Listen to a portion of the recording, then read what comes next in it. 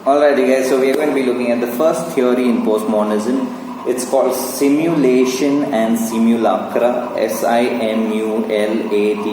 simulation, and simulacra is S-I-M-U-L-A-C-R-A, simulacra, right? The theory was given by Jean Baudrillard. I will spell it out, you can Google it, but please remember it's pronounced as Jean, J-E-A-N, right? Jean, but we don't call him Jean, we call him Jean. Baudrillard is B for Bangalore, A-U-D-R-I-L-L-A-R-D,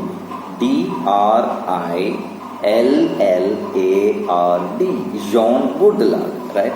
Jean Baudrillard was a postmodernist theorist whose main influences were from the postmodernist concepts of literature, and he borrowed these concepts in literature which talk about fragmented societies and how there is an emphasis of the unreal. And please remember, simulation and simulacra mainly revolves around the concept of the unreal, right? In fact, the theory is also called as the theory of hyper-reality in many different countries. The theory is also called, as in, it's not an official name, like a nickname for the theory called the Disneyland theory. So if you come across a question in NET that talks about hyper-reality, or if you come across a theory that question that talks about the Disneyland theory, please remember they're talking about postmodernism. They're primarily talking about Jean Baudrillard's concept of simulation and simulacra. Now, just take a minute, guys, and think about what do you understand by the word simulation. Where have you heard this word? Right? The first time I heard the word simulation, wait, let me give you a minute to think.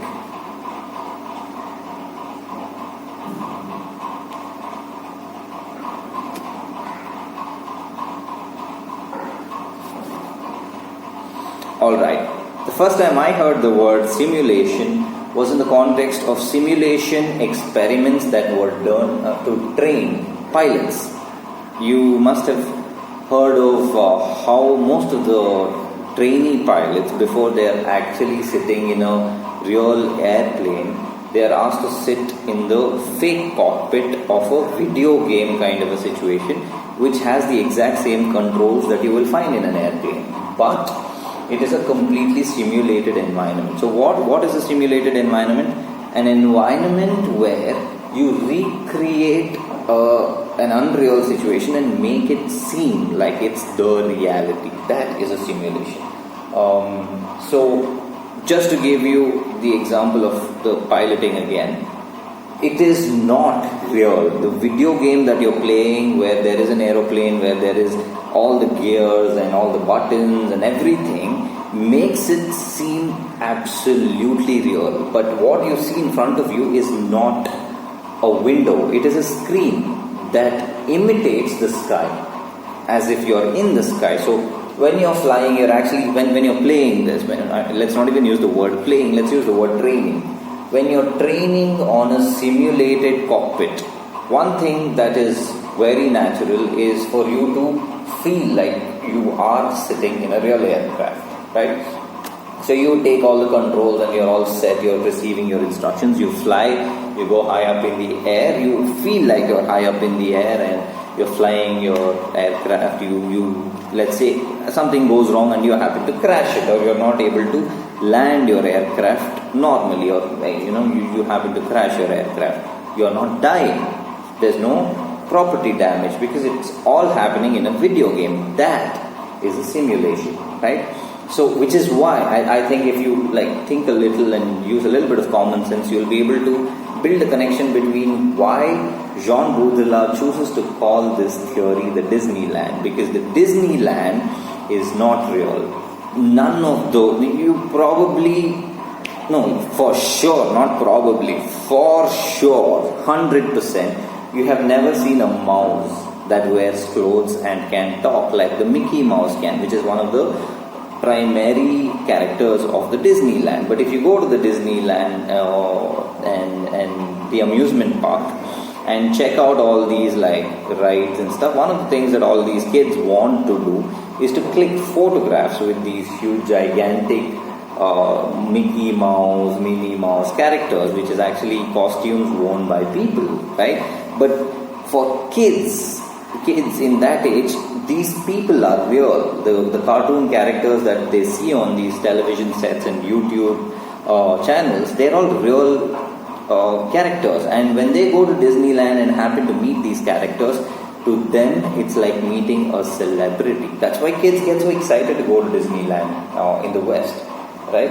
So this aspect of simulation, this aspect of make-believe is what Jean Baudrillard focuses primarily in his theory.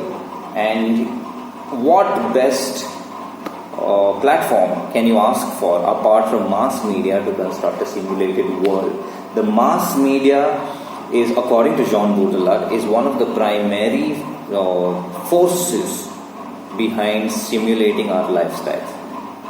Like how kids get simulated about, let's say, Disneyland, adults are simulated into other hyper-real things such as property, jobs, comfortable jobs.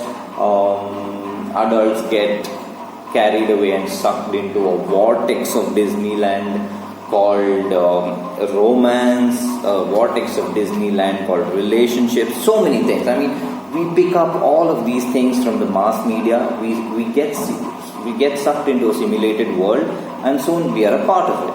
However, let's just look at how the theory was constructed and what was the logic behind the theory. The theory is an extension of structuralism, right? In structuralism, we had looked at two different orders of semiotics. The first order was called semiology, which was presented by Saussure, which we have spoken about. The second order is, we've moved away from semiology, which was limited to texts and images, and we entered a whole new world by Roland Barthes, who says that it's not limited to text anymore. Both Roland Barthes and Stuart Hall. Stuart Hall talks about ideologies, Roland Barthes talks about mythologies, but you understand that they're both interconnected. So they're both looking at how there are images that are produced culturally for consumption in the name of myths and myth-making processes. So that's the second order. The third order, so the first order is semiology, the second order is mythology and ideology. You can write it down in bracket called reproduction, and the third order is simulation. Please remember, there are three different orders. The first order is signification, second order is reproduction, third order is simulation, according to Jean Baudrillard. What happens in signification? Signification is simple. There is a sign in the semiotics context which imitates a real thing. For example, you see this particular image here, right? I'm so sorry, I can't find any other image. I'm going to use this tiny little image. Here you have a bunch of cats, and these cats here are imitating real things. Let's not look at this. Let's just look at the image of these cats. These are real cats. Photograph of a cat, of a bunch of cats that are standing together. There's no confusion. If you show this to a kid, the kid gets it. That's from a semiotics perspective, the first order of semiology. Now from the second order, reproduction, what we are doing is we are using signs like this, but we are connecting it. We are building some sort of a relationship between an unreal aspect and real things. For example, this is a matchbox. The cats have nothing to do with the matchbox. Absolutely nothing. But we are going to build a relationship between cats and a box of matchsticks that produce fire and then call it family. I mean, this absolutely makes no sense to me whatsoever as to why cats and why is this matchbox company called family. But that's how people work. Maybe the intention is to just create a subliminal image of cuteness. You have a family of cats on top of a matchbox. People might find it cute, and maybe the cuteness factor is good enough for people to consume a product like that. And you guys are mass communication students. I don't need to teach you that we use random, unnecessary, lame appeals to cater to an audience that is half ignorant in this world, right? Like we use celebrities who are pretty and good looking and hot in order to sell our products, and there's absolutely no harm in using a bunch of cats to sell matchbox, right? That's the second order. Now coming to the third order of simulation is trying to create a whole new reality. Now here there's no reality created, but in this simulated context, everything is unreal but gives you the feeling of reality. For example, I'm a die-hard fan of Batman. I know for sure there's no Batman. Batman does not exist. But I love Batman. I have watched almost all the Batman movies. I have watched many Batman cartoons. I have read most of the comic books, and I love the character. And I love the character so much that I have made the character somewhere a part of my life by imbibing the principles that Bruce Wayne, aka Batman, believes in. I used to buy products when I was a teacher, not even like when I was a kid. When I was teaching students, I used to buy Batman keychains. I used to have a Batman t-shirt. I had Batman posters. I was a crazy fan of Batman, but I know Batman's not real, but to me, Batman's real. That world is real. Gotham City exists. Gotham City, to those of you who don't know what Gotham is where the character Batman lives and is constructed. It's a fictional city which does not exist. In the movies, New York has been used as Gotham City because based on the comic book descriptions, New York is very similar to Gotham. So Gotham, according to me, exists in my head. I can literally imagine the way Gotham's landscapes are. I can literally imagine the way the people in Gotham function, just on the basis of the amount of information I have consumed about Batman. To me, Batman is real.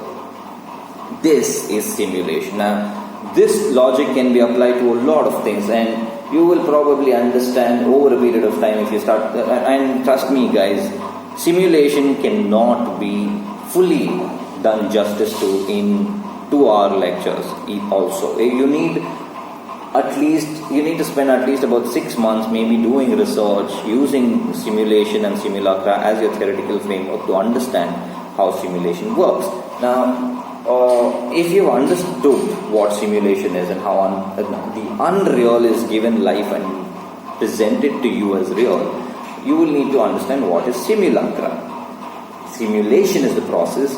Simulacra is the triggering factor. That's why the theory is called simulation and simulacra, right?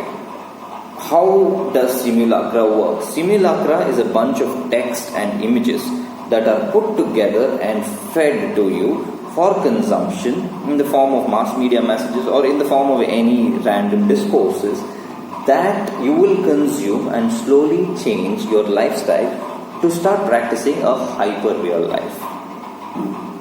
The American dream, for example.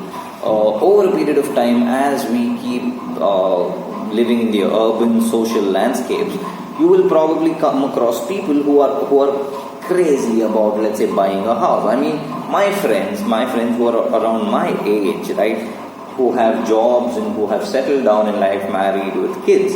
Now, these guys are all thinking about property. They all ask each other, so where are you investing? When are you investing? Are you getting a loan? Which bank are you going to get loan from? That's the kind of conversations that are very, very prominent in my friend circle. And that is a result of simulation. But how were they simulated to become this property crazy? Through simulacra. As soon as you enter Bangalore, if you take a flight and you enter Bangalore and you land and you've taken a cab to wherever you want, you have to pass through these series of hoarding boards, and most of these hoarding boards, for some weird reason, are trying to sell you flats, are trying to sell you lands, or are trying to sell you villas. And the billboard ads are so beautifully constructed that you start believing that my life is worthless if I do not have a house of my own, or if I don't have a property where I can construct a house at some point in the future. Now, these images, these billboard ads that you see, that is simulacra, which is constructing the simulation for you guys. And another thing that you have to remember when it comes to simulacra is the best way to understand simulacra is through semiotic analysis, breaking down of your imagery, trying to look at its constituent meanings, and then putting together all these meanings together and trying to make sense of the whole thing, right? Primarily, simulation and simulacra talks about this, talks about science, talks about signification process, but from a third order of hyper reality. But one thing you will need to understand is simulation. All these examples that I'm giving you is not used in these simple contexts. These examples are only for you to understand. But simulation was explained by baudrillard in the context of bigger things like wars, like relationships between countries and governments, and to explain how social structures are constructed in a postmodern world, right? For example, like a Marxist approach of social structure can be looked at from a simulation perspective. So when we talk about simulation, for example, you probably will remember the World Trade Center attacks by the Al-Qaeda, where 2 aeroplanes were hijacked and multiple aeroplanes were hijacked. But you will probably remember this image very clearly of these planes flying into the World Trade Center with 2 buildings and bringing both the buildings down to the ground, killing a lot of people on the flight and in the buildings, and the 9/11 attacks it's called, and it is an iconic event in the history of mankind, right? So we witnessed these events live. I'm sure you guys were sitting in front of your television sets watching repeated footage on all news channels. I mean, it was there on local news channels, it was there on international news channels. Everybody was only talking about that. The whole world was obsessed with the World Trade Center attacks, and this repeated imagery of the 9/11 attacks made us all, everybody, I mean, we are in the exact opposite side of USA, and even we were panicking because we were all scared. We couldn't take the fact that such a huge event had occurred, right? When we talk about this, when we talk about the World Trade Center attack, one thing that we know is the visuals were so powerful that we all developed some sort of a hatred towards these terrorist organizations. And right after this, if you see the way the news coverage was presented to us, there was a repeated, constant utterance of the phrase war on terrorism, war against terrorism by the American government. Now, according to baudrillard and a lot of other theorists who are majorly into conspiracy theories, the 9/11 attacks were planned by America. It had nothing to do with Al-Qaeda. In fact, if you take a look at the history of Al-Qaeda and its formation, America created Al-Qaeda to fight against the Russian forces, right? And Afghanistan was one of the easiest access for them to battle against Russia. We're talking about just post-World War times.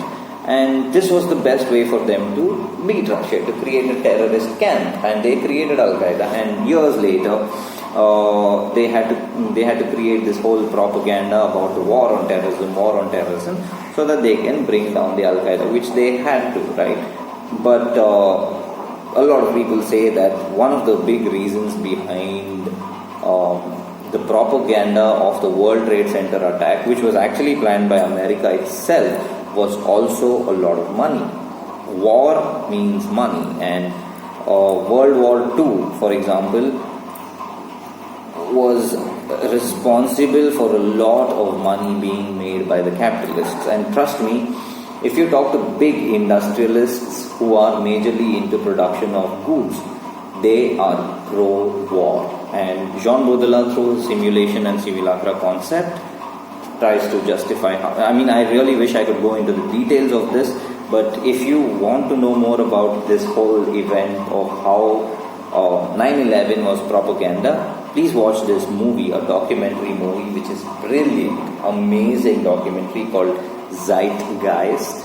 You will maybe find a free copy on the internet and download it and watch it. However, coming back to what Baudrillard said, Baudrillard makes a bunch of arguments about the 9/11 attacks and about the Gulf War. In fact, he has a very popular statement saying the Gulf War did not happen. Like it was a slogan, the Gulf War did not happen. The Gulf War was only created to imbibe this sense of fear in the hearts of the Americans, and a lot of conspiracy theories. Like that, our government too in India, they're also fooling us. They're also looting us. I mean, we know that corruption is happening everywhere, right? Here in this town, there's so much corruption, so much money, so much of our hard-earned money is just going into the hands of these big, elite, powerful bureaucrats who have absolute control on us. And the sad thing is we are helpless, mainly because we live in a simulated world, right? So that's how simulation works. We look at the theory called the image of the spectacle tomorrow, and you'll probably get a better hang of how postmodernism works. We will close with this. We probably look at a little more of Jean Baudrillard on the internet, and we'll get an idea. He's a very popular theorist, like a celebrity theorist. So it'll be better if you maybe check out a few of his lectures online.